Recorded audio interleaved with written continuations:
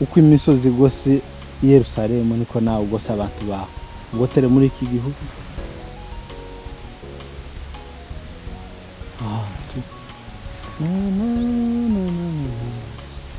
Baba wa mbinguni,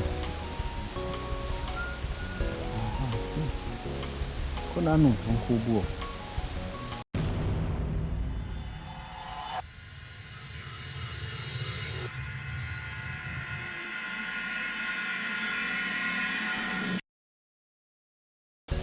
La la la la la la la la la. Sinji ya raisi. Mana naje gusenga igihe kera cy'abasogokuru bakazaje gusenga n'igihe cy'abamuze bakagenda ari nka benshi ariko abacu baraheze ubutayi bakiza gusenga turenza nje nyine ngahantu hateye ubwoba uhandindire ambanza some ijambo la la la la sinji ya raisi ahantu hateye ubwoba naje nje nyine.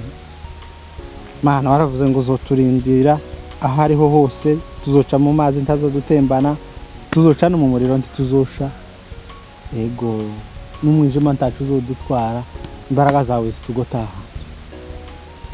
Sinje araisi gutembea na Yesu. Waravuze ngo uko imisozi igose i Yerusalemu niko nawe ugose abantu bawe ugotere muri iki gihugu.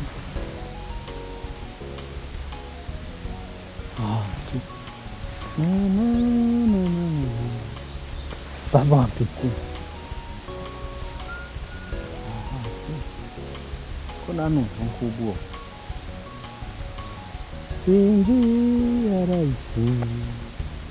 Noneho nimbona ntasha amahoro nzasubira kugaruka hano nje nyine zoza nzana n'abantu kandi nibanga naje ndeke eba nje nyine nzoja mu nzu nje nyine. Sinji ya raisi. Mana mu izina rya Yesu ndagushimiye kuri iki gitondo wabanye natwe ukabatuzukije amahoro ukabona umwanya wo kubaha ahantu.